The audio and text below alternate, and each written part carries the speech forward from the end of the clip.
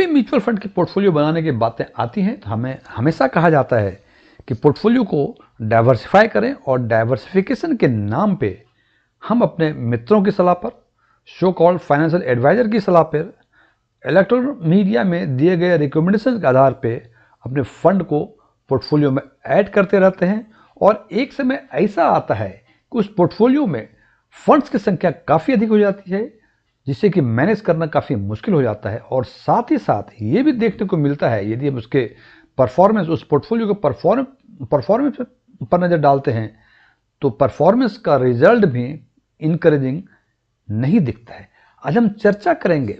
इसी डाइवर्सिफिकेशन की और देखेंगे कहीं आपका पोर्टफोलियो ओवर डाइवर्सिफाई तो नहीं हो गया, जिसके कारण जो रिटर्न की उम्मीद आप कर रहे थे वो रिटर्न आपको नहीं मिल पा रहा है।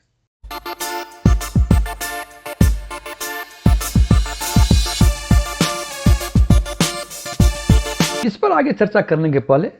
हम ये समझ लें कि आखिर डाइवर्सिफिकेशन होता क्या है और इसको हम क्यों करते हैं, क्यों हम कहते हैं कि पोर्टफोलियो को डाइवर्सिफाई होना चाहिए। Basically diversification is a risk management strategy. ये एक रिस्क को मैनेज करने का एक तरीका है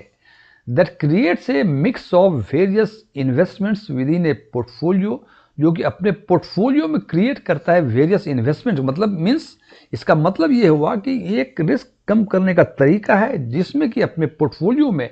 डिफरेंट इन्वेस्टमेंट के मिक्स को हम क्रिएट करते हैं, और उस वेरियस जो इन्वेस्टमेंट्स है वो डिफरेंट एसेट टाइप्स का होता है। मीन्स हो सकता है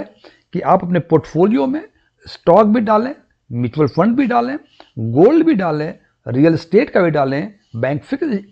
डिपॉजिट डालें। और यदि आप केवल म्यूचुअल फंड का पोर्टफोलियो बना रहे हैं तो हो सकता है उसमें लार्ज कैप भी हो, स्मॉल कैप म्यूचुअल फंड भी हो, मिड कैप म्यूचुअल फंड भी हो, और जितने टाइप के सेगमेंट्स होते हैं वो हो। सो पोर्टफोलियो में हमेशा डिफरेंट एसेट क्लास के इन्वेस्टमेंट होते हैं और इनका पर्पस होता है कि on an average they must yield higher long term return और लोअर द रिस्क। तो बेसिक पर्पस डाइवर्सिफिकेशन में एक पोर्टफोलियो में डिफरेंट एसेट क्लास को जगह देना, जिसके कारण कि इसका यील्ड जो होता है लॉन्ग टर्म हॉरिजन में बेहतर होता है और रिस्क भी कम होता है। और आज हम चर्चा करेंगे, हमारे एक व्यूअर ने अपना पोर्टफोलियो बताते हुए हमसे को रिव्यू करने को कहा, और आज हम चर्चा करेंगे उसी पोर्टफोलियो की। हमारे इस व्यूअर्स के पास टोटल 12 फंड थे, जिसमें इन्होंने 1,000 रुपए के SIP कर रखी थी। टोटल इनकी SIP 12,000 पर मंथ की थी। और इसमें जो फंड है सॉरी, ये पराग पारी का फ्लैक्सी कैप, मेरे asset blue chip, Motilal Oswal का फ्लैक्सी कैप, HDFC का large and mid cap, axis का ब्लू चिप, HDFC का टॉप 100, HDFC का mid cap, Kotak emerging, Nippon का स्मॉल कैप, एक्सिस का स्मॉल कैप, SBI का निफ्टी इंडेक्स और एक्सिस का निफ्टी 50 ETF। ये सारे फंड अच्छे हैं एक आध को छोड़ के। अब यदि इस पोर्टफोलियो को ध्यान से देखें तो टोटल 12 फंड में से इनके सेगमेंट्स लार्ज कैप के 2 हैं। लार्ज कैप के 2 कौन कौन से हैं? इसमें HDFC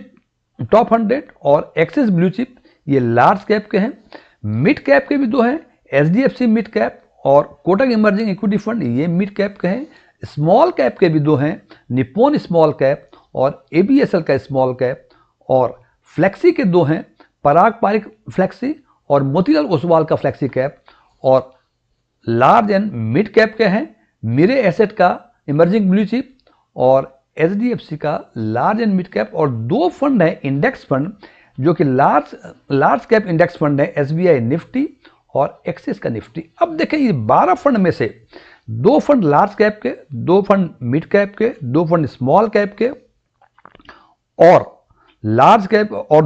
2 फंड फ्लैक्सी कैप के और 2 इंडेक्स के, वो भी लार्ज कैप। इसका मतलब टोटल 12 में से इनके 4 फंड केवल लार्ज कैप के हैं। दैट इज HDFC का टॉप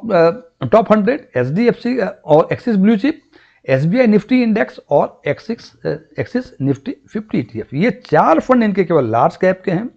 फ्लैक्सी कैप के 2 हैं, मिड कैप के 2 हैं, स्मॉल कैप के 2 हैं।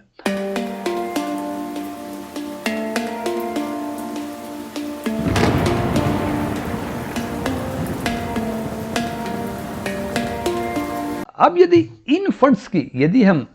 टोटल एक्सपेंसेस रेशियो और 3 साल अब 5 ईयर्स का यदि XIRR देखें तो हम देखते हैं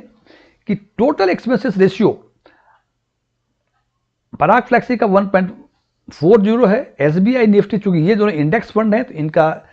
total expenses ratio SBI Nifty index का 0.5 है और एक्सिस निफ्टी 50 ETF का 0.09 है और 3 ईयर्स 5 ईयर्स में डिफरेंट इनके XIRR हैं। यदि इसमें देखें कि XIRR जो 3 साल और 5 साल के, यदि इसको हम ये देखना चाहें कि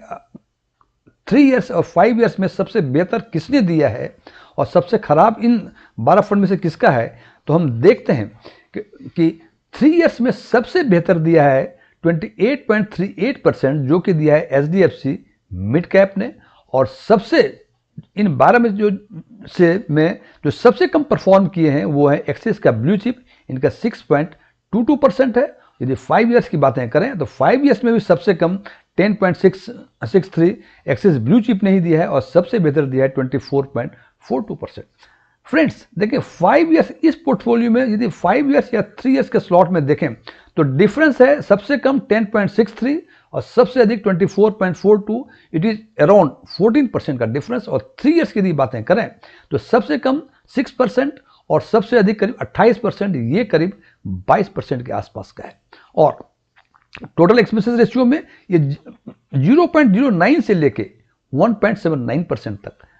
इसका मतलब यदि in total expenses ratio 3 years और 5 ईयर्स इस पोर्टफोलियो का देखें तो हम देखते हैं कि टोटल एक्सपेंसेस रेशियो इनका जो होगा 1.41 लगेगा। 12,000 पे हर महीने 1.41% टोटल एक्सपेंसेस रेशियो हो रहा है और इनका XIRR जो है 18.79 फॉर 3 ईयर्स और 5 ईयर्स के लिए 20.62% होता है। अब यदि हम बात करें, क्योंकि 1,000 रुपये हर फंड में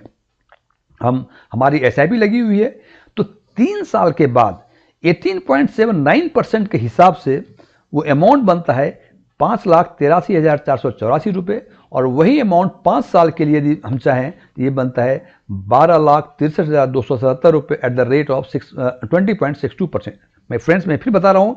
इस पोर्टफोलियो का 3 ईयर्स का रिटर्न, 3 ईयर्स का XIRR जो है 18.79% और इसके हिसाब से 12,000 के SIP के आधार पर जो टोटल कॉर्पस बनेगा after 3 years it would be 5,83,484 रुपये, और 5 ईयर्स में एट द रेट ऑफ 20.62% जो इनका एवरेज XIRR है उसके हिसाब से ये बनेगा 12,63,277 रुपये।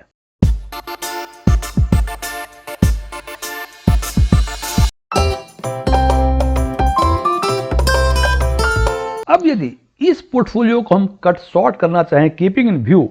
कि जो इन्वेस्टर्स का इंटेंशन था कि हमारा लार्ज कैप में भी होना चाहिए, मिड कैप में भी होना चाहिए, स्मॉल कैप में भी होना चाहिए, फ्लेक्सी में भी होना चाहिए, तो इनका ये इंटेंशन, ये जो इंटेंशन है ये को ध्यान में रखते हुए यदि इस पोर्टफोलियो को जो हम कट शॉर्ट करें तो हम कर सकते हैं कि पराग पारी का फ्लेक्सी कैप फंड रख लें, SDFC का लार्ज एंड मिड कैप रख लें, SDFC का टॉप 100 रख लें, SDFC का मिड कैप रख लें, निप्पॉन का स्मॉल कैप रख लें। फ्रेंड्स ये देख लें, मैंने क्या कहा, मैंने कहा जो इंटेंशन है इस पोर्टफोलियो का, इस इन्वेस्टर्स का, कि हमें लार्ज कैप में भी करना है, मिड कैप में भी करना है, स्मॉल कैप में भी करना है, फ्लेक्सी कैप में भी करना है। हमने इन 5 सेगमेंट को ध्यान रखते हुए इनमें से जो सबसे बेहतर फंड मिले मुझे उसको हमने सिलेक्ट कर लिया। और यहाँ जो 1,000 पर मंथ का जो SIP थी, चूंकि यहाँ 12 फंड थे तो 1,000 पर फंड, हमने उस पर मंथ के SIP को मेंटेन करने के लिए हमने इन फंड्स का 2,400 रुपये पर मंथ हमने SIP कर दी,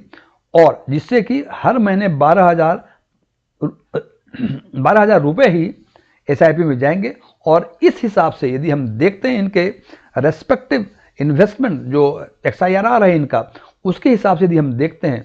तो हम ये देख रहे हैं कि टोटल एक्सपेंसेस रेशियो अभी यहाँ स्टार्ट होता है 1.78 से लेके सबसे कम जो है इट इज 1.40। 3 ईयर्स में यदि हम देखते हैं रिटर्न की बारे में बात, तो सबसे अधिक रिटर्न 33.37% और सबसे कम 17.60%, और 5 ईयर्स में ये देखते हैं तो सबसे अधिक 35.20% और सबसे कम 18.03%। और यदि इसकी एवरेज करें तो हम देखते हैं कि टोटल एक्सपेंसेस, हालांकि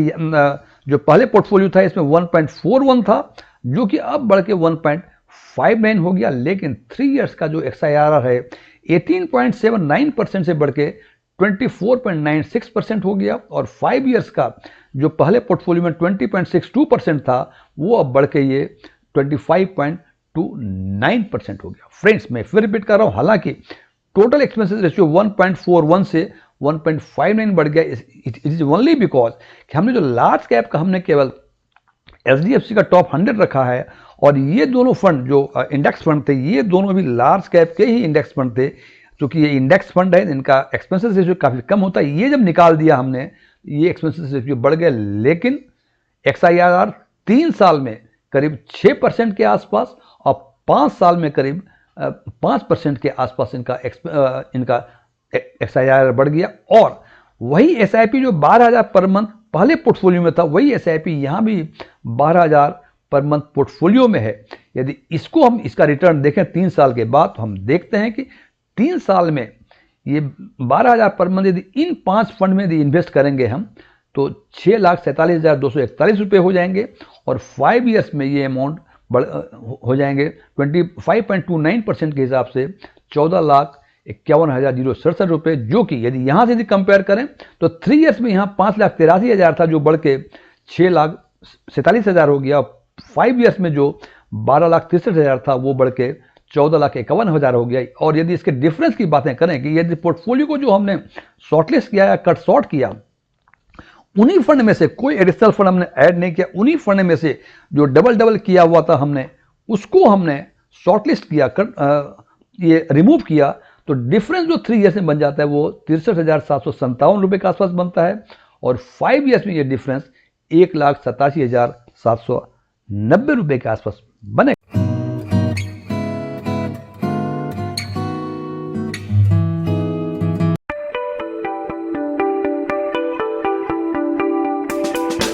अब हम यदि ये चर्चा करें